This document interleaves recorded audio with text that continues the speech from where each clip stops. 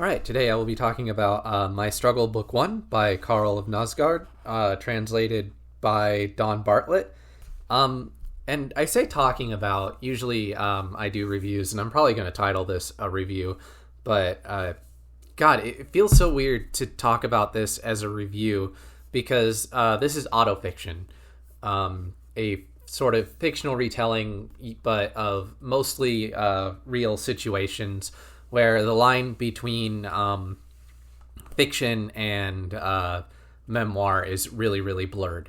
And to a certain extent, what I wanted to talk about, and the reason that I read this book when I did, is the books that I tried to read that I've mentioned in my past few videos that I've mentioned maybe wanting to make a video about were Blinding by Karatesu and Swan's Way by Proust.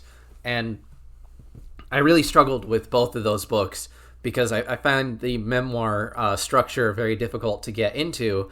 But much as I like Knausgaard, I really wanted to go back and read his work to see, because I've been putting off My Struggle, not in a bad way, but in a, like, it's like a piece of chocolate. Like, it's really good, and I want to save it, and I want to savor it when I get to it. But after trying to read Blinding and struggling with it so hard, I was like, oh shit, maybe autofiction just isn't for me. And I went ahead and started My Struggle Book 1, and for the first 60 pages I thought, well, Knausgaard, I enjoy his writing so much that I'm still into it, but I'm encountering a lot of the same struggles, the difficulty to connect with the characters, because it's not a novel. And Swan's Way also gave me some of the same struggles, where it's not really written towards a theme or a purpose so much as it is just kind of a description of life and a conversation almost with the author themselves as the author reflects on their life. But as I kept going, that faded, and I started to understand the characters a bit better. They started to feel more like people that I understood rather than people that the author knew and was describing as though describing them to somebody else who knew them, rather than describing them like characters in a book where you're introducing us to them. And over time, I gradually was able to get into it, and in many ways, it does almost start to read like a novel. But it's not a novel. It kind of inhabits that middle space, and that leaves me with kind of mixed feelings.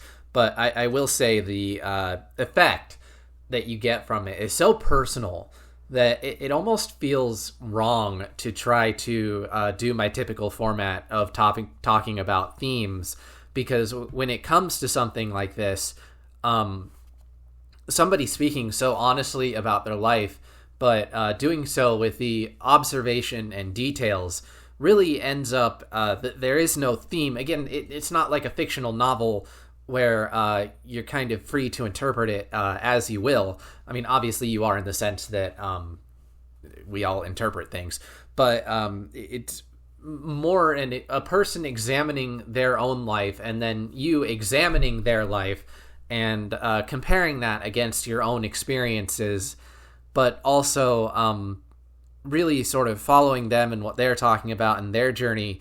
And it becomes something really personal in a way that to try and force your own interpretation onto these events can almost feel a bit sacrilege to what they're talking about and their own experiences and their own emotions.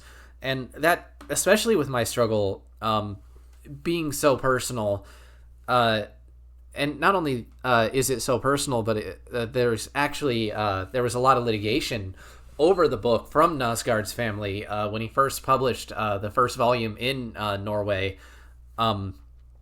Certain members of his dad's family actually took him to court over it. So he obviously not only emotionally from himself, but also in terms of what happened with his family and the impact that it had on the people in his life.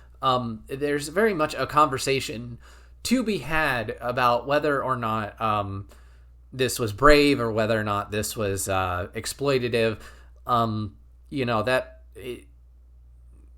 don't think that I lean more towards the brave side of things, but it's also easy for me to say that as an outsider. At any rate, this is such a deeply personal work, even though a lot of it is portrayed in a fictional way, that to sit here and pick apart the themes and to talk about them it feels more like examining the person rather than their work. And this is kind of one of the things that I have with these memoirs, is that it's really difficult to take the work in isolation, which I don't believe that you can always take the work in isolation anyway. It's really more of a scale than binary yes or no.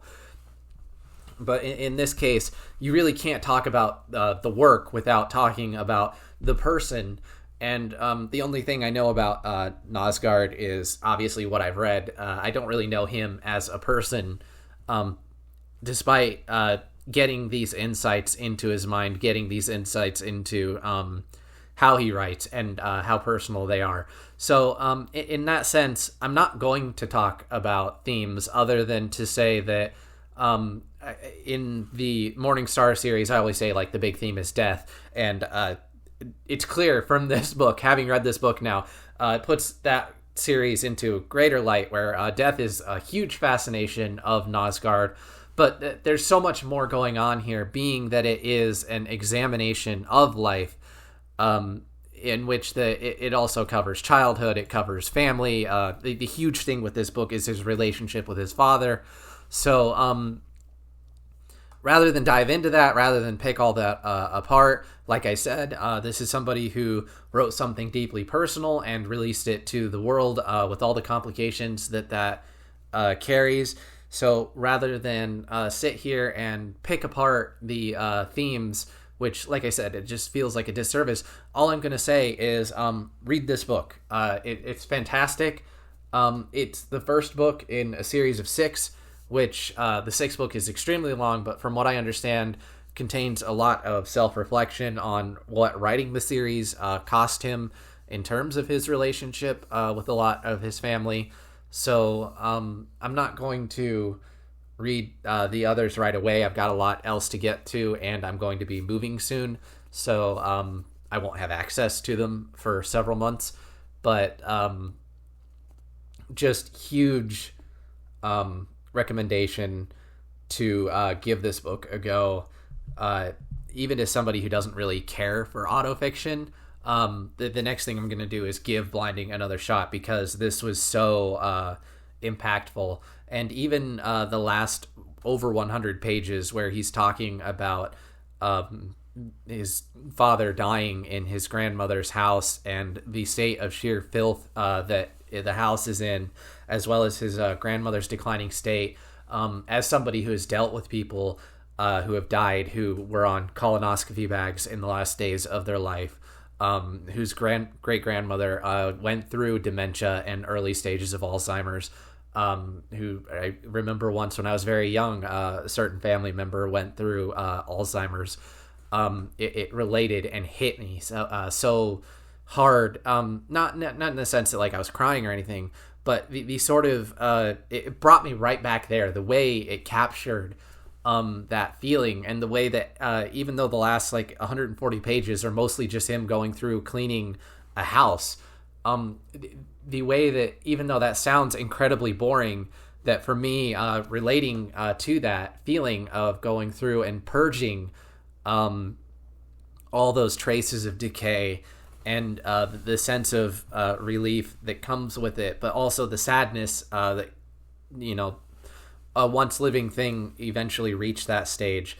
It was just so personal and so powerful to read. So powerful. God, I hate that phrase. It sounds so trite. And I guess if anything, it shows you that you're never alone in your feelings. There are other people out there who share your feelings, and that it's being shared in such a personal, intimate way, I think carries a lot of strength, which is just another way of saying it's powerful. God, I'm just going to stop right now.